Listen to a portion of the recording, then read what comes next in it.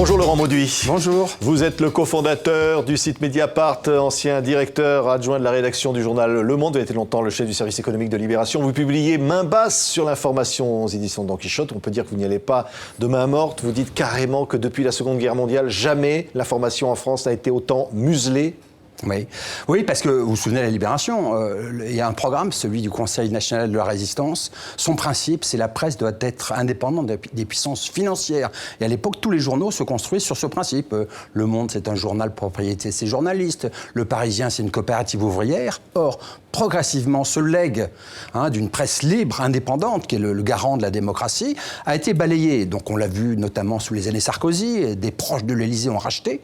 Et puis là, on a vécu depuis 2012 la fin du séisme. Ça a été Bolloré, ça a été Patrick Drahi qui a racheté Libération, l'Express et puis BFM et RMC. Voilà, on vit la fin d'un séisme et donc la presse n'est plus libre, elle n'est plus indépendante. Non, mais vous dites carrément, c'est 10 milliardaires qui possèdent quasiment toute la presse. Ben oui, vous pouvez faire le compte entre Martin Bouygues, TF1, Bolloré, Canal, Patrick Drahi, les journaux que je viens de citer, Xavier Niel avec ses associés Le Monde et le groupe L'Obs.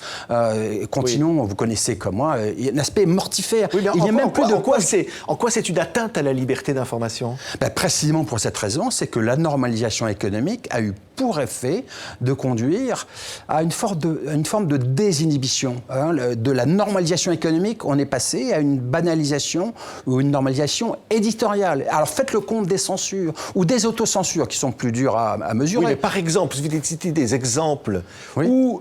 Et quelle autocensure, quelle censure vous avez constaté ? Les censures, vous en avez été le témoin comme moi il y a un an. Bolloré, quand Vincent Bolloré, patron désinhibé, prend le pouvoir, il devient quasiment le rédacteur en chef de toutes les émissions, il censure. Il censure quoi ? Par exemple, une enquête sur l'évasion fiscale et le Crédit Mutuel. Pour quelle raison ? C'est que le patron du Crédit Mutuel de l'époque est un ami proche, Michel Lucas.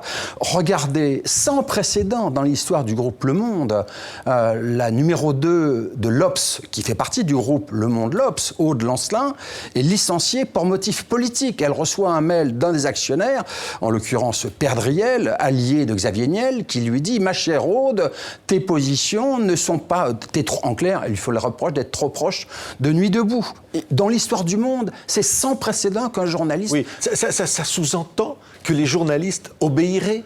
Non, parce que dans un univers qui est complexe, il y a des gens qui font leur travail la tête haute. Mais cet univers est un univers mortifère.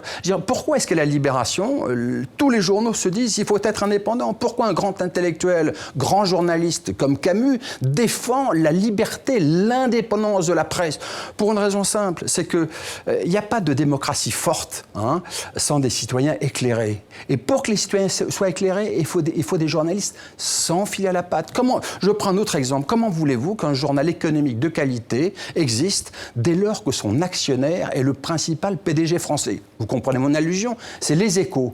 Quand Bernard Arnault prend possession des Échos, il y a une révolte déontologique dans une rédaction qui n'est pas frondeuse, Les Échos. Parce qu'ils se disent qu'il y a un conflit d'intérêts majeur qui serait inconcevable ailleurs. Parce que les patrons de presse en France, les actionnaires, ont pour singularité de ne pas avoir la presse pour métier. À la différence du groupe Bertelsmann en Allemagne ou du groupe Murdoch dans les pays anglo-saxons. Oui. Mais ce sont des financements, Laurent Mauduit, on pourrait vous dire, qui ont permis aussi de sauver cette presse. Non, bien sûr que non, parce que, regardez, prenez l'exemple de Patrick Drahi, qui est le produit de cette époque folle, produit de la finance folle. Que fait-il ?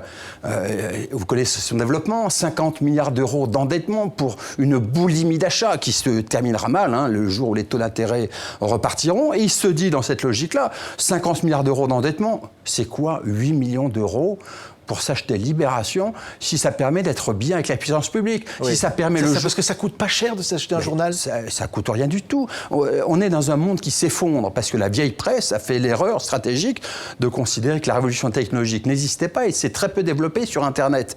Et donc du coup, on est dans des logiques de connivence ou d'influence. On n'est pas dans des logiques professionnelles. Et regardez, que fait Patrick Drahi quand il prend possession de Libération et l'Express ? Il fait comme partout ailleurs, une purge sociale. nationale. Et comment voulez-vous travailler, faire un hebdo de qualité à l'Express ou un quotidien de qualité à Libération si vous mettez à la porte un tiers ou la moitié d'une rédaction? Nous faisons des métiers des valeurs ajoutées. La première valeur d'une entreprise de presse, c'est la qualité de ses hommes. Oui, mais donc vous dites, vous sous-entendez, il n'y a plus cette liberté d'informer. Les journalistes dans cette presse-là n'ont plus réellement cette liberté. Je dis qu'il y a des journalistes qui travaillent la tête haute, mais que l'univers est mortifère. Je dis qu'il faut renouer avec ce qu'était l'ambition du Conseil national de la résistance, refonder une presse libre et indépendante. Et comment c'est possible, ça, aujourd'hui? Prenez un exemple. Pourquoi ne pas créer en France, c'est un projet qui était sur la table, que le gouvernement n'a fait que reprendre de manière très modeste, des sociétés citoyennes de presse. Je prends un exemple. Regardez la région de Marseille. Le seul grand quotidien, c'est un bassin de lectorat immense, Marseille. Vous savez quel est le quotidien et quel est son actionnaire? Bernard Tapie, mis en examen pour escroquerie en bande organisée. Est-ce qu'il n'y aura pas matière à travers une société citoyenne de presse, aidée fiscalement par la puissance publique, massivement, que des jeunes journalistes construisent un journal indépendant, libre, qui informe toute la région de Marseille? Oui. Ces exemples, on peut les multiplier. Est-ce que derrière cela, ça voudrait dire, Laurent Mauduit, qu'il y a une espèce d'oligarchie, vous dites de milliardaires, qui peuvent décider de l'orientation de la presse en France, voire décider de faire gagner un candidat à une élection? Observez bien ce qui s'est passé avec Vincent Bolloré. Quand Vincent Bolloré arrive, on pense qu'en fait, il est proche de Sarkozy et que s'il a voulu Canal, c'est pour aider Sarkozy. C'est vrai qu'il a été proche de Sarkozy, il lui a prêté son yacht, vous vous souvenez de cette séquence-là. Le fond de l'histoire, c'est que Bolloré n'obéit qu'à lui-même, à ses goûts, à ses envies. Or, quels sont ses goûts ? C'est un catholique traditionnaliste très marqué à droite. Et qui nomme-t-il à la tête d'ITélé quand il prend possession de Canal et de sa filiale ITélé? Il nomme un jeune homme, Guillaume Zeller, qui est le petit-fils d'Adrien Zeller, l'un des généraux putschistes, et qui lui-même, parce qu'on n'est pas responsable de ses ascendants, lui-même est un défenseur, dans ses papiers, du général Paul Ossarès, qui a promu la torture en Algérie. Voilà l'environnement idéologique d'un Vincent Bolloré, et qui a, dans ses chaînes antérieures, a installé certains chroniqueurs à la main, que différents abbés proches de lui. On va dire, Laurent Mauduit, vous risquez de ne pas être invité sur toutes les émissions, toutes les télés dont vous parlez. Je serai invité dans les lieux libres. Mais vous êtes invité pour parler de ce livre? Écoutez, pour l'instant, c'est la première fois que ça m'arrive.